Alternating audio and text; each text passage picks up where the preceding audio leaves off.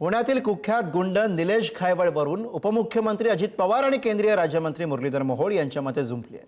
घायवळ प्रदेशात कसा पळाला असा सवाल अजितदादांनी करत मुरलीधर मोहोळांकडे बोट दाखवलं होतं।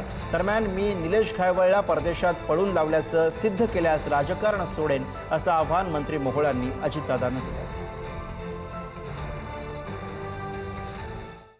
त्या संदर्भामध्ये एक व्यक्ती कोणतरी घायवळ म्हणून आहे ती परदेशात कशी गेली हो, त्याचा पण आपण बारकाईने तपास करू ना। तुमच्या माध्यमातून माझं आव्हान आहे, जर निलेश घायवळ नावाच्या विषयासाठी तुम्ही जे म्हणताय की विदेशात पळून जाण्यासाठी मी मदत केली, एका व्यासपीठावर यायची माझी तयारी आहे।